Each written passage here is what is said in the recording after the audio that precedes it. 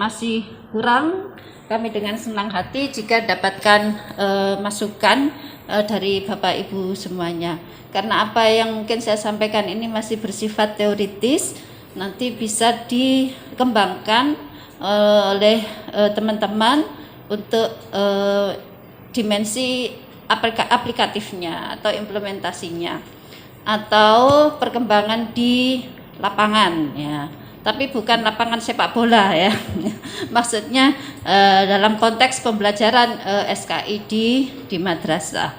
Nah, dalam hal ini saya bukan sebagai narasumber Bapak Ibu, tapi ingin menceritakan suasana kebatinan ya, dan bagaimana kita melakukan diskusi-diskusi ketika menyusun KIKD untuk bidang studi SKI yang akhirnya sudah disahkan ya dalam KMA 183 tahun 2019. Oh, nggih. Angel ya Pak. Di save as saja nggih.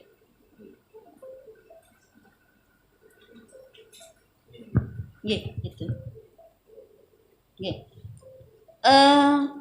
Dalam hal ini saya ingin menyampaikan, karena banyak hal yang bisa disampaikan, tapi karena keterbatasan waktu dan dalam waktu semalam saya harus membuat materi, maka saya pilih yang penting-penting berdasarkan problem yang dihadapi oleh Bapak Ibu, yaitu berkaitan dengan apa sih yang dimaksud dengan keterampilan, terutama keterampilan abad 21 di dalam mata pelajaran SKI. Saya tidak membahas untuk seluruh mapel PAI, tidak, tapi hanya bidang SKI. Nah, keterampilan ini yang saya maksudkan gitu ya dalam materi yang akan kita diskusikan pada pagi ini adalah keterampilan yang terkait dengan soft skill dan hard skill. Karena di dalam KD-KD di SKI itu bisa dikelompokkan, ada kognitif, kemudian ada skill ya. Nah, skill itu bisa dikelompokkan menjadi dua, ada hard skill dan ada soft skill. Yang soft skill itu berkaitan dengan KI 1 dan KI 2. Nah, yang hard skill-nya itu di KI 4. Ya, yang ada di KI 4. Nah, bagaimana mengimplementasikan keterampilan abad 21 ini di dalam mata pelajaran SKI. Nanti mohon masukan apabila ada kesalahan-kesalahan dalam penggunaan istilah gitu Bapak Ibu. Dan menerjemahkan KI 1, KI 2, kemudian mengintegrasikan di dalam pembelajaran SKI ini terus terang masih butuh renungan-renungan penting terkait dengan karakter utama, nilai-nilai utama gitu ya, yang akan membentuk profil peserta didik terutama pada mata pelajaran SKI. Kalau di Kementerian Pendidikan dan Kebudayaan, Bapak Menteri Nadiem Makarim itu sudah mengeluarkan kebijakan tentang profil pelajar Pancasila. Mengapa? Nah, profil pelajar Pancasila ini sebagai satu mediasi untuk menerjemahkan penguatan pendidikan karakter ya. Karena banyak ya sudah kebijakan, ada revolusi mental, ada pendidikan karakter, kemudian ada PPK dan sebagainya. Yang sekarang ini kebijakan baru. Oke, terima kasih Pak Mujahid. Yang sekarang ini kemudian mengambil bentuk ya profil pelajar Pancasila. Nah, profil pelajar Pancasila itulah yang nanti harus diintegrasikan oleh semua guru di seluruh mata pelajaran. Ya. Profilnya ada sekitar berapa? 6 ya. Nah, nanti tergantung guru, tidak harus semua, boleh satu ya yang harus dipilih. Kelebihan dari mata pelajaran PAI, Bapak Ibu ya, mapel PAI itu muatan karakternya sangat tinggi. Karena apa? Semua bidang studi PAI itu ujungnya, endingnya, muaranya pasti pada karakter, pasti pada akhlak mulia, akhlakul karimah. Nah, bagaimana agar muatan-muatan PAI itu bisa sampai atau berending ya, berakhir pada karakter atau akhlak mulia. Karena selama ini kita itu sudah merasa bangga bahwa PAI itu pasti bisa membentuk karakter mulia. Tapi yang menjadi kelemahan kita agar karakter atau akhlak mulia itu tidak hanya sekedar ada di alam ide, ada di langit, tapi bagaimana bisa dibumikan gitu ya, membumi sampai ke dalam pembelajaran. Nah, teknik-teknik bagaimana agar nilai-nilai yang ada di dalam pendidikan agama Islam ya itu bisa diterjemahkan gitu ya dalam kata-kata kata kerja operasional atau dalam bentuk kegiatan-kegiatan pembelajaran sehingga ini bisa menjadi nyata gitu ya Bapak Ibu, bisa diamati, bisa dinilai dan sebagainya ya. Tetapi memang ini butuh mohon maaf ya, kemauan guru. Ya memang selama ini guru sudah sibuk dengan hal-hal yang sifatnya administratif, sibuk dengan mengajar, ya sibuk menilai, masih harus dibebani ya dengan bagaimana mengembangkan KD-KD yang penting, menerjemahkannya. Nah, mudah-mudahan ini menjadi salah satu teknik Bapak Ibu untuk bisa mengintegrasikan gitu ya karakter terutama keterampilan abad 21 pada mata pelajaran SKI. Nah, keterampilan apa yang harus dimiliki peserta didik di abad 21 ya. Pasti Bapak Ibu sudah mengenal ya semuanya keterampilan abad 21. Ada yang mengatakan 4C, ada yang 5C, ada 6C dan sebagainya gitu. Biar saya aja langsung Pak Mujahid, nanti biar nah kelihatan dari belakang ya, kelihatan tapi tidak bisa dibaca ini. Iya, jelas layarnya. Ini ada 21st century skill, keterampilan abad 21 ya. Nah, menurut satu referensi, tapi ini di internet ya Bapak Ibu, tapi ini sudah dipakai ya oleh beberapa ahli gitu ya untuk memahami keterampilan abad 21 dan diimplementasikan dalam pembelajaran ya. Ada 16 karakter, yang 16 karakter itu bisa dikelompokkan menjadi 3, yaitu yang berkaitan dengan keaksaraan, literasi dasar, kemudian keterampilan dan kualitas karakter ya. Yang keaksaraan ini tentunya literasi, numerasi, ada literasi sains, ini sesuai dengan GLS, gerakan literasi di sekolah ya Bapak Ibu, ada beberapa kemampuan literasi. Kemudian yang keterampilan, makasih ya Pak.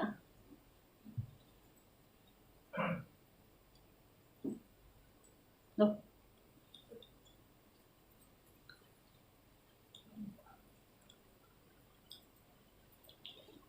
Kok malah ini ya Pak ya.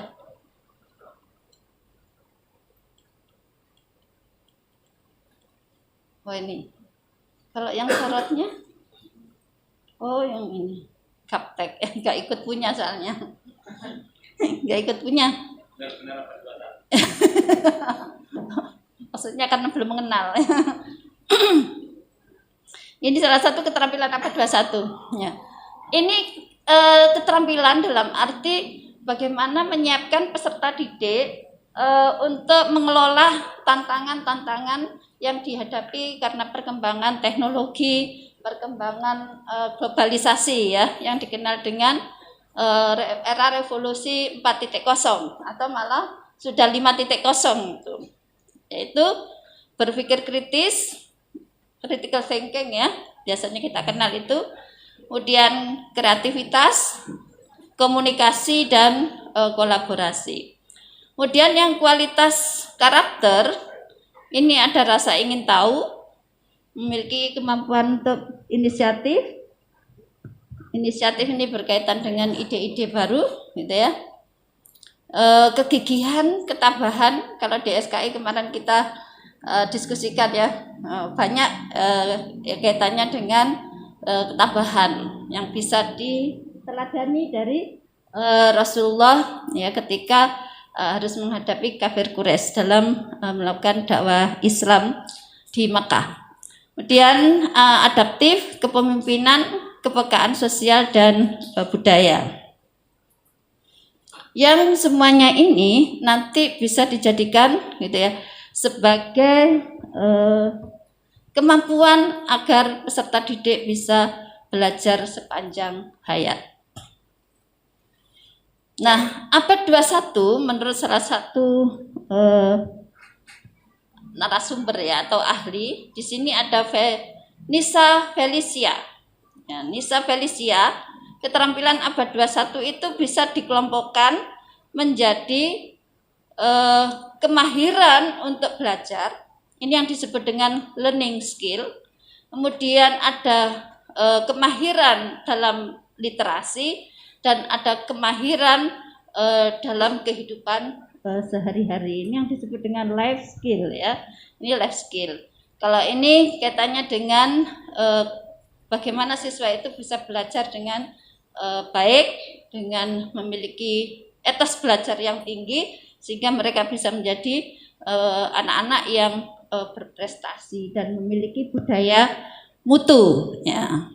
Karena anak itu kan belajar itu gunanya untuk apa? Agar selalu menjadi orang yang berhasil, orang yang sukses atau istilahnya berdaya saing gitu ya. Kemudian kemahiran hidup ini nanti ini karena kecil-kecil ya, enggak bisa. Ini hanya untuk memahami bahwa keterampilan abad 21 itu bisa dikelompokkan jadi beberapa aspek. Nah, selanjutnya keterampilan itu bisa dikelompokkan menjadi soft skill dan hard skill ya. Soft skill dan hard skill. Apa bedanya soft skill dan hard skill? Kalau hard skill itu kemampuan yang dapat diajarkan dan diukur. Apakah ya, karakter itu tidak bisa diajarkan, tidak bisa diukur ya. Kalau menurut pendapat ini Bapak Ibu, ini karena itu sesuai dengan mata pelajaran umum yang lain yang tentunya banyak gitu ya, keterampilan-keterampilan yang terintegrasi di dalam mata pelajaran tersebut ya, dengan misalnya dilengkapi dengan ilmunya ya, dengan teorinya, dengan informasinya seperti membaca, matematika, berhitung, menulis dan sebagainya ya. Sedangkan soft skill itu adalah cara berpikir dan bertindak yang mendukung siswa dalam belajar mencapai keberhasilan. Misalnya di sini kerjasama, kreativitas, komunikasi dan sebagainya ya. Nah, termasuk karakter itu adalah soft skill. Karena menurut pendapat ini bahwa karakter itu tidak dituntut diajarkan, tetapi dikembangkan. Dalam mata pelajaran PAI itu kelebihannya muatan materinya tinggi, gitu ya. Tapi jangan lupa, kadang kita merasa bahwa materi muatan karakternya tinggi sehingga pengembangannya dalam pembelajaran, dalam kehidupan di sekolah itu diabaikan oleh guru-guru ya. Nah, berarti di sini soft skill gitu ya, karakter itu tidak cukup diajarkan, tetapi harus dikembangkan. Gitu Bapak Ibu. Nah, ini contoh yang di Kemendikbud ada sebuah buku pedoman gitu ya untuk mengembangkan karakter atau mengintegrasikan ya karakter dan keterampilan dalam mata pelajaran. Jadi ini profil pelajar Pancasila yang dikeluarkan oleh Puskurbuk Badan Balitbang ya, Kementerian Pendidikan dan Kebudayaan Republik Indonesia.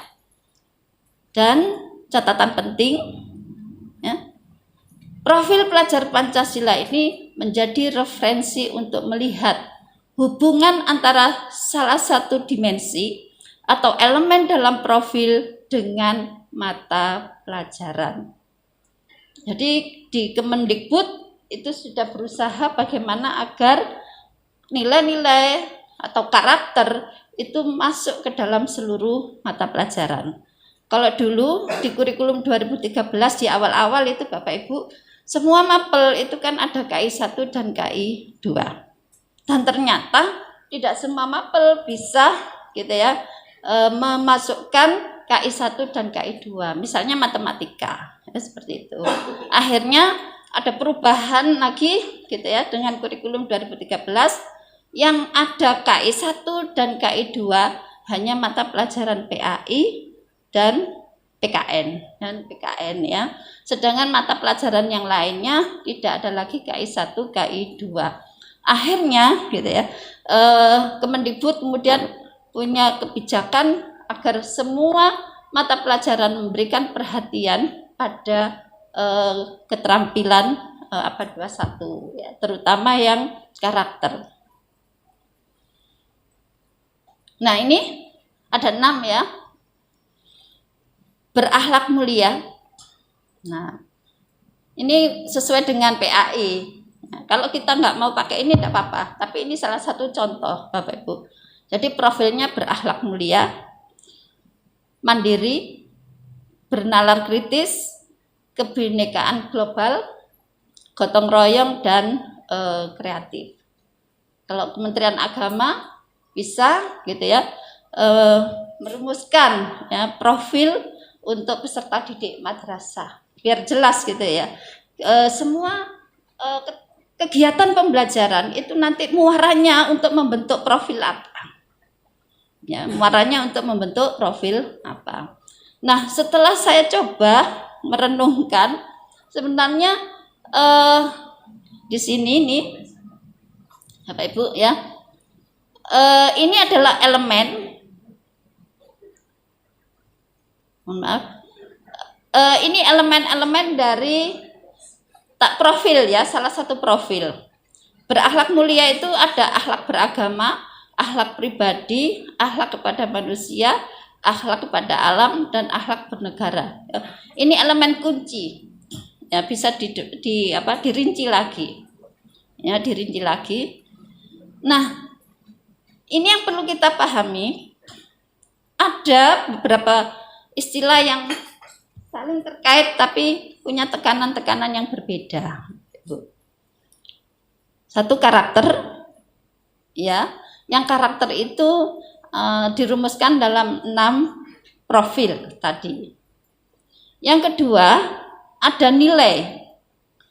Nilai ini adalah ya bahasa Inggrisnya value, karakter yang akan dibangun, dibina atau ditanamkan kepada peserta didik. Kemudian ada nilai kebajikan atau virtue ya. Ini nilai utama kebajikan, cara berpikir dan berperilaku yang baik secara moral. Ya, secara moral.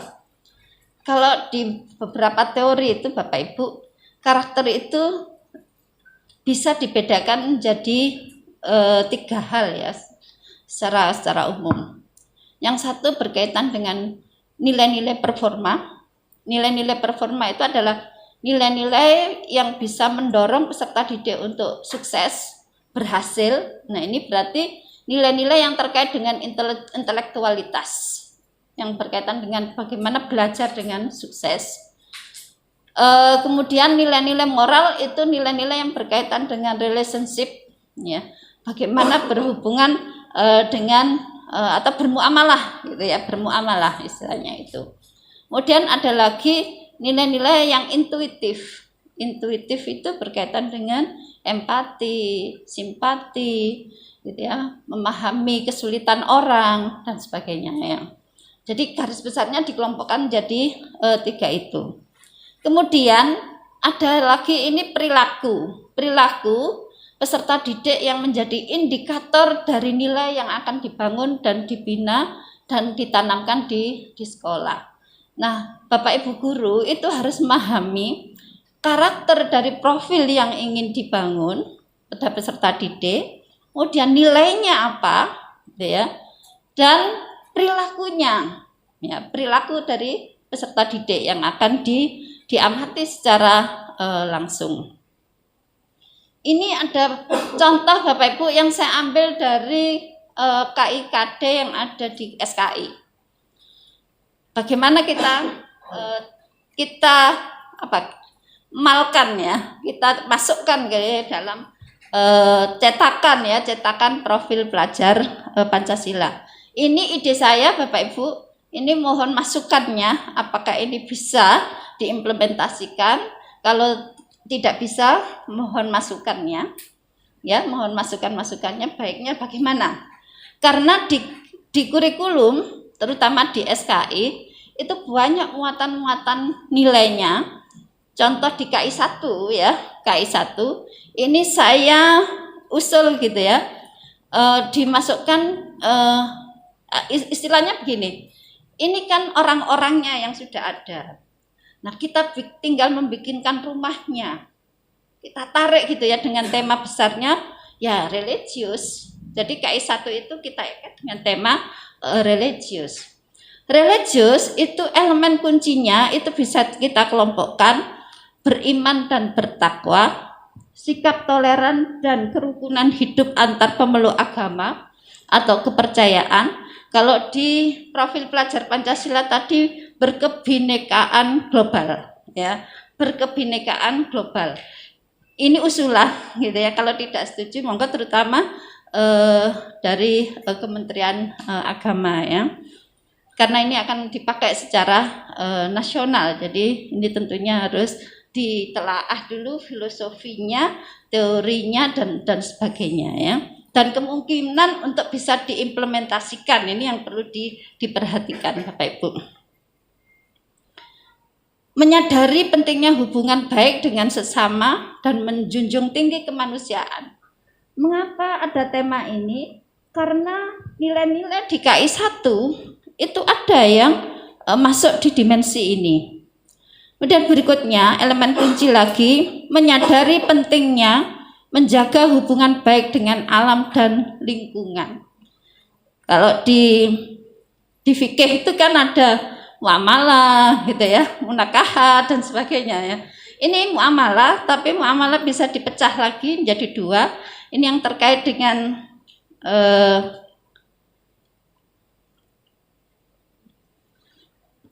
yang ini ya terkait dengan sesama manusia. Tapi yang ini dengan alam dan lingkungan. Contohnya ini adalah KD-KD di KI 1 Bapak Ibu. Ini di tingkat MI ya. Karena saya belum sempat sampai menelusuri di tingkat MA. Ini hanya contoh, nanti silakan Bapak Ibu yang di tingkat MTS maupun MA untuk menelusuri KD-KD KI 1 ataupun KI 2 nanti dilihat dimensi nilainya dan tinggal dimasukkan ke elemen kunci dan elemen besarnya adalah religius itu. Contoh, menerima kebenaran ajaran Islam serta menghindari nilai-nilai negatif agama dan kepercayaan masyarakat Arab sebelum Islam. Ini perilakunya entah cocok atau tidak ya. Kebiasaan berdoa di dalam pembelajaran kan anak-anak pasti diajak berdoa, mengucapkan salam di dalam pembelajaran, bahkan dua kegiatan ini bisa dilakukan di luar kelas ya, dalam pembelajaran di sekolah. Nah, ini hanya kemampuan saya menerjemahkan ini. Nanti silakan Bapak Ibu yang sudah punya pengalaman luar biasa ya di sekolah, pasti banyak ide-ide ya untuk mengidentifikasi perilaku dalam kegiatan pembelajaran yang mendorong penerapan nilai. Menerima irhas Nabi Muhammad pada masa kanak-kanak. Contoh kegiatannya setelah anak mempelajari di KI 3 dan KI 4 itu nanti guru-guru bisa mengajak merefleksi dalam pembelajaran tentang masa anak-anak Nabi Muhammad SAW untuk bisa menerima irhas Nabi dan meyakininya menjadi bagian dari keimanan gitu ya, dan ketakwaan anak-anak. Nah, itu kan perlu dikembangkan. Cara mengembangkannya bagaimana? Salah satunya di sini adalah dengan melakukan ibro atau refleksi ya, seperti itu. Jadi tidak perlu lagi disampaikan materi irhas adalah ya enggak perlu untuk KD ini ya, untuk KD ini. Tapi ini diambilkan dari KI 3 dan KI 4. Mohon maaf, ini KD tentunya kan perlu ada indikator ya. Kok saya melihat guru-guru akan kesulitan kalau di KI 1 dan KI 2 KD-KD-nya harus dibuat indikator. Ya, ini usulan saya, monggo nanti kalau ada yang bisa memberikan contoh bagaimana KD di KI 1 dan KI 2 itu nanti dibuatkan indikatornya. Dan harus ada aktivitas gitu ya dalam pembelajarannya, termasuk mengevaluasinya. Karena selama ini kan ya dianggap tidak penting, yang penting hanya KI 3 dan KI 4 ya. Ini Bapak Ibu, dan ini ada lagi menghargai nilai-nilai perdamaian Islam dari peristiwa Fathu Makkah. Maka nilai-nilai perdamaian ini sebenarnya bisa masuk sikap toleran ya, tapi ini saya masukkan ke kemanusiaan. Ya, kemanusiaan. Tapi ini semua masih dimensi religius ya Bapak Ibu, masih dimensi religius. Berikutnya, menyadari pentingnya menjaga hubungan baik dengan alam dan lingkungan. Misalnya di sini menerima nilai-nilai positif dari tradisi masyarakat Arab sebelum Islam. Ini saya masukkan tradisi masyarakat ini ke lingkungan, karena lingkungan itu bisa lingkungan fisik maupun bisa lingkungan sosial ya, lingkungan sosial. Dan ini contoh lagi, menghargai makna positif dari mata pencaharian masyarakat Arab sebelum Islam. Nah, di KI 3, KI 4 kan sudah dijelaskan ya materinya. Maka di refleksi, Bapak Ibu bisa mengajak anak-anak membaca surat Quraisy, bukan Al ya, mohon maaf. Surat Quraisy yang mendokumentasikan mata pencaharian masyarakat Arab sebelum Islam. Ya, sebelum Islam. Jadi dengan demikian kan anak-anak akhirnya memiliki satu kesadaran gitu ya, bagaimana memahami pentingnya menjaga hubungan baik dengan alam dan lingkungan sosial ya bagi masyarakat Arab pada waktu itu. Jadi itu salah satu contoh bagaimana menjabarkan KI 1 dan KI 2 gitu ya. Dan mengidentifikasi ya Bapak Ibu perilaku atau kegiatan pembelajarannya, Kemudian ini kita yang penting lagi memahami taksonomi dalam SKI berdasarkan KMA 183 ya tahun 2021. Tujuannya apa? Agar kita memahami gimana sih kok iso sampai baret itu loh. Alurnya seperti apa? Kita akan mencoba berdiskusi taksonomi yang sudah dikembangkan dalam kurikulum 2013 di Kemendikbud. Kemudian kita bawa ke Kemenak sampai akhirnya di SKI itu menggunakan taksonomi barat ya. Yang berikutnya mengidentifikasi indikator pembelajaran SKI berdasarkan taksonomi pada ranah afektif, kognitif dan keterampilan. Saya tidak mengatakan psikomotorik ya, tapi lebih ke keterampilannya. Ini Bapak Ibu, ini banyak kita temukan di dokumen-dokumen kurikulum 2013, bahkan di internet ya juga banyak kita temukan ini. Ini adalah taksonomi Bloom yang ada 6. Knowing, understanding, applying, analyzing, dan evaluating. Mengevaluasi ya. Kemudian kalau ini sikap itu berarti di KI 1 dan KI 2 Bapak Ibu. Maka kita menggunakan kata-kata menerima, memberikan respon, gitu ya, memberikan nilai, mengorganisasi dan mengaktualisasi atau mengamalkan, ya, mengamalkan. Kemudian ini keterampilan Dyers, ya, ini kaitannya dengan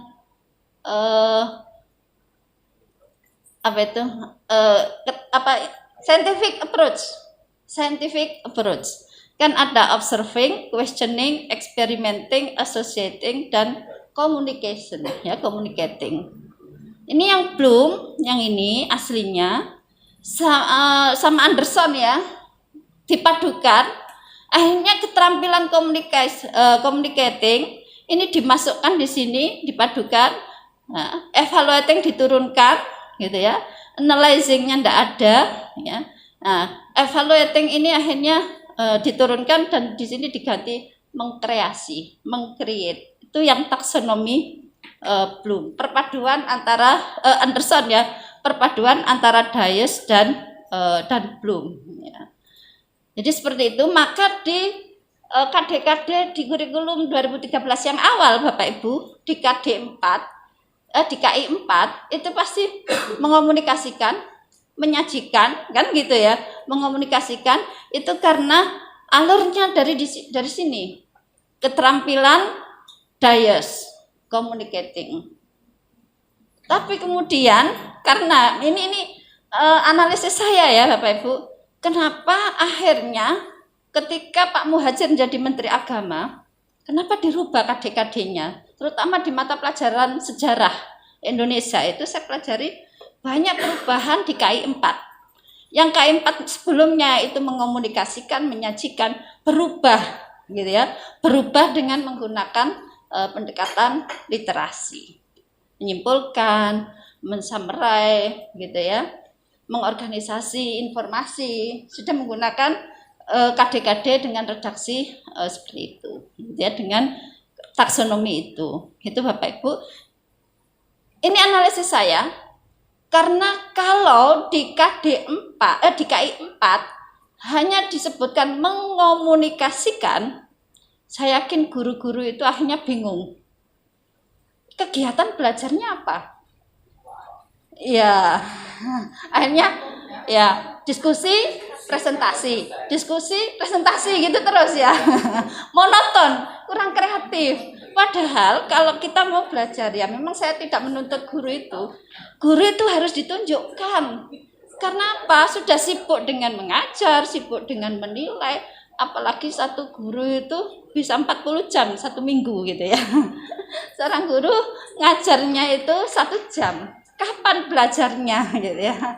Apalagi harus membuat RPP dan sebagainya. Maka akhirnya harusnya di KD itu jelas redaksinya, mengorganisasi informasi, mengapresiasi dan sebagainya, gitu ya. Nah akhirnya ini berdasarkan masukan dari ahli ketika menyusun KIKD di KMA 183 Bapak Ibu, ditemukan ini salah satu taksonomi Barrett. Kalau Bapak Ibu ingin menggunakan taksonomi yang kaitannya dengan reading comprehension yang lain, silakan, monggo, gitu ya. Kan banyak, ya. Ada 5: literal comprehension, reorganization, inferential comprehension, evaluation, dan appreciation, ya. Ini bahasa Inggris semua, ya. Ya, Pak Salek ini yang menguasai ini, ya, Pak Salek, ya. Ya, Pak Salek ini dulu teman di Tadris bahasa Inggris, ya, di YN Malang. Jadi kita ini sudah kelompok manula, ya Pak Salek, ya. Manusia usia lanjut, ya Bapak Ibu. Sudah tua, ya. Nah, ini yang taksonomi Krathwohl, menerima, menjalankan, menghargai, menghayati, dan mengamalkan. Maka di rumusan SKL-nya, ya. Nah, itu ini. Di KI 1, KI 2, KI 3 menggunakan kata-kata menerima, menjalankan, menghargai, dan sebagainya. Ini yang taksonomi Bloom Anderson. Di sini mencipta, ya tadi mengomunikasikan itu menjadi meng-create atau mencipta. Kemudian yang Dyers, Bapak Ibu, ada scientific approach, mengamati, menanya, mencoba, menalar, menyajikan, dan mohon maaf ini mencipta ini betul ya mencipta ya. Oke. Nah, ini yang taksonomi Barrett ada 5. Ini indikatornya Bapak Ibu. Ini sudah diterjemahkan. Tinggal pakai ini saja. Nah, ini yang level 2, reorganization, mengklasifikasi, membuat outline, peringkas, mengolah informasi yang eksplisit dalam teks. Tapi kalau bisa sampai yang tersirat ya Bapak Ibu ya. Ini akan masih tersurat. Dan ini inferential comprehension, menuntut peserta didik memiliki pemikiran imajinasi yang melampaui apa yang tertulis dalam teks. Ini yang sampai yang tersirat. Ini nanti dibaca sendiri. Karena waktunya. Ini evaluation Bapak Ibu. Yang ini appreciation ya, karena kemarin nggak lengkap barusan saya baca. Dan ada referensinya, saya cari, coba gitu di download, ada Bapak Ibu. Apresiasi ini contohnya, peserta didik diminta memberikan respon emosi atau mengungkapkan perasaannya ya. Apakah dia itu berminat dengan baca teks, menunjukkan rasa gembira, atau merasa jenuh, bosan gitu ya dengan teks itu, menunjukkan rasa kebencian, atau malah terhibur. Misalnya anak-anak kalau membaca cerita bergambar itu kan senang, excited gitu ya, sampai bosan, terus pengen sampai selesai kan gitu. Tapi kenapa kalau membaca buku teks, ya sebentar sudah ya ditutup Bapak Ibu ya, kebosanan ya, loh sudah selesai. Oke, itu Bapak Ibu mohon masukannya. Jika ada yang kurang, terutama Pak Amin, mana catatan-catatannya. Monggo. Karena nggak bisa memberikan materi yang terlalu banyak. Oke. Saya kira sudah clear ya? Atau ada pertanyaan? Pak Hasan.